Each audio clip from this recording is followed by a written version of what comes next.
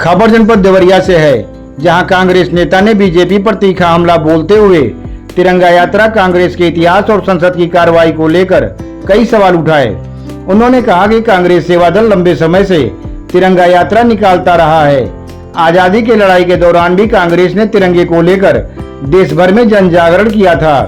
कांग्रेस नेता ने बीजेपी और आरएसएस पर निशाना साधते हुए कहा कि जिन लोगों का आजादी के इतिहास में कोई योगदान नहीं रहा, उनने कांग्रेस को तिरंगे के बारे में ज्ञान देने की जरूरत नहीं है। उन्होंने कहा कि कांग्रेस का तिरंगे और स्वतंत्रता आंदोलन से जुड़ा इतिहास देश के सामने है। संसद में प्रधानमंत्री और केंद्रीय गृह मंत्री अमित शाह की गैर मौजूदगी को लेकर बीजेपी अध्यक्ष जेपी नड्डा के बयान पर पलटवार करते हुए कांग्रेस नेता ने कहा कि संसद में कौन मौजूद है और कौन नहीं है, यह पूरा देश देख रहा है। उन्होंने कहा कि कांग्रेस के नेता सदन में मौजूद रहकर लगातार सरकार से सवाल जवाब कर रहे हैं और जनता से जुड़े मुद्दे उठा रहे हैं। उत्तर प्रदेश में कांग्रेस के अकेले चुनाव लड़ने या समाजवादी पार्टी के साथ गठबंधन के सवाल पर उन्होंने कहा कि इस संबंध में फैसला संगठन की पार्टी या शीर्ष नेतृत्व करेगा। वहीं झारखंड में बच्चों पर हुए लाठीचार्ज के सवाल पर कांग्रेस नेता ने घटना की निंदा की। उन्होंने कहा कि बच्चों पर लाठीचार्ज नहीं होना चाहिए था। कांग्रेस नेता के मुताबिक राहुल गांधी ने भी इस मामले पर बात की है और बच्चों पर हुई लाठीचार्ज को गलत बताते हुए इसकी निंदा की है।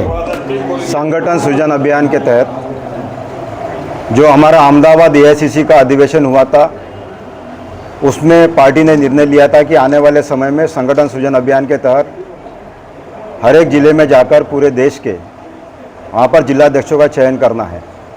इस बैठक में आज मेरे साथ में निर्मला पासवान जी, जो प्रदेश की तरफ से यहाँ पर प्रभारी है, ऑब्जर्वर है। मेरे साथ में इंजीनियर शैलेंद्र कुमार जी भी यहाँ पर है। साथ ही साथ जिले के दोनों अध्यक्ष रोशन जी, मिर्जा जी यहाँ पर है और सभी तमाम साथी हमारे यहाँ पर मीटिंग हुई है। पूर्व अध्यक्ष, जिले के पूर्व ब्लॉकों के अध्यक्ष, ब्लॉक के अध्यक्ष, जिले की पूरे कमेटी के लोगों की हमारी पहले मीटिंग हुई है। तो इसका मकसद सीधा और साफ है कि जिलाध्यक्ष को मजबूती देना, मजबूती प्रदान करना, ताकि आने वाले समय में संगठन का सही तरीके से विस्तार हो।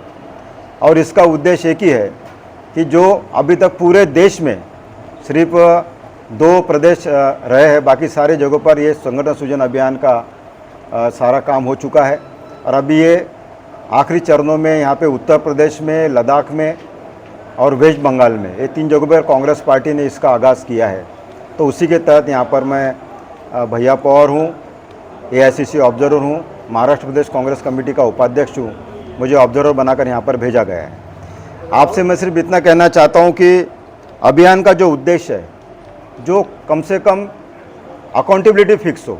अगर कोई गलती होती है, अगर कोई संगठन का विस्तार होता है, संगठन में शिथिलता है, सही तरीके से काम हो रहा है, नहीं हो रहा है, तो सही जिलाध्यक्ष का चयन करके उसके अकाउंटेबिलिटी फिक्स करने का काम इस संगठन सृजन के माध्यम से, इसीलिए सबकी राय मशवरा करके, चाहे यहाँ पर जिले कमेटी के कोई भी हो, हमारे ब्लॉकों के अध्यक्ष हो, उनके नीचे की कमेटी हो, यहाँ तक कि हमारा कोई भी साथी, हमारा बूथ का सदस्य भी हमसे अकेले में बातचीत करके अपनी रायशुमारी दे सकता है। इतना ही नहीं, अगर कोई कांग्रेस पार्टी को मानने वाला कोई परिवार का साथी है, कांग्रेस परिवार को मानने वाला कोई है, भले हमारा सदस्य में से एक आध नाम जाएगा, अगर वो लायक है तो ये अल्पसंख्यक में से एक आध नाम जाएगा, ओबीसी में से एक आध नाम जाएगा, लेकिन वो जिला अध्यक्ष बनने के लिए वो प्रक्रिया में वो सही तरीके से बैठना चाहिए।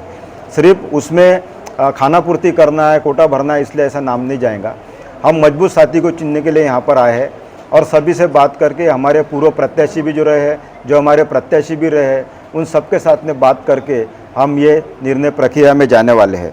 जिला कांग्रेस कमेटी को सक्रिय और सक्षम बनाना, ये हमारा एकमात्र उद्देश्य है, क्योंकि आने वाले समय में चुनाव में हम जाने वाले हैं। चुनाव में हम जब जाएंगे तो अधिक मजबूती की तरफ से जाने के लिए हमारी ये एक्सरसाइज है। इसको सही तरीके से करने का काम अभी सभी लोग मिलकर यहाँ करने वाले हैं। उसी के साथ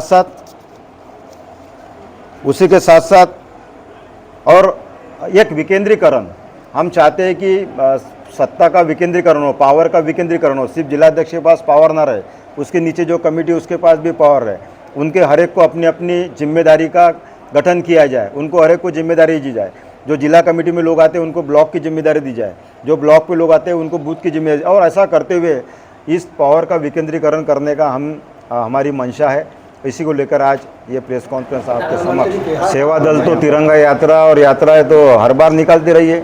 सेवा दल का इतिहास लंबा रहा हुआ है, कांग्रेस का इतिहास लंबा रहा हुआ है। कांग्रेस जब से देश आज़ादी की लड़ाई लड़ रहा था, जब ये लोग गुलामगिरी मतलब उनकी चापलूसी कर रहे थे अंग्रेजों की, तब तो तिरंगा यात्रा कांग्रेस ही निकालती थी।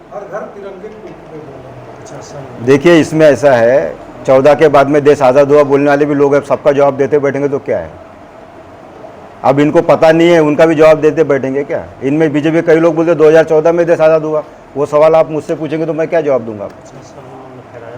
और उन्होंने जो आरएसएस का जो मुख्यालय है 2002 तक तिरंगा नहीं फहराया है, वो तिरंगे के बारे में देश को ज्ञान बांट संगठन सृजन पे बात करूँगा, फिर भी आपका जवाब दे दूँ। जो संसद में खुद प्रधानमंत्री नहीं आ रहे, खुद 15 दिन से अमित शाह नहीं है, और आप इनको भागने की बात बोल रहे हैं। वो तो खुद आ ही नहीं रहे, ये तो भी कम से कम वहाँ आके बैठे हुए और उनसे सवाल जवाब कर रहे हैं। तो नड्डा जी क्या कहते हैं, इससे कोई फ़र्क नहीं पड़ता। पूरा देश देख रहा है कि सदन में कौन है और कौन नहीं है, कौन भाग रहा है। यूपी में चुनाव सिर्फ अकेले कांग्रेस लड़ेगी कि अखिलेश यादव? ये मेरा मुद्दा नहीं है, ये संगठन ठहराएगा, ये हमारा लीडरशिप डिसाइड करेंगे। सर, झारखंड में जो बच्चों को लाठीचार्ज हुई है, उस पर सीजेपी के जो प्रमुख है अभिषेक दीप के, उन्होंने वीडियो कॉल पर बात किया बच्चों से, क्या कहना चाहिए? देखिए उन्होंने क्या बात की मुझे पता नहीं है, कि मुझे इतना ज़रूर पता है कि राहुल जी ने भी बात की, और राहुल जी ने भी कल उसका ये किया हुआ है कि ये अच्छा नहीं हुआ है, बच्चों पे लाठीचार्ज नहीं होना चाहिए था।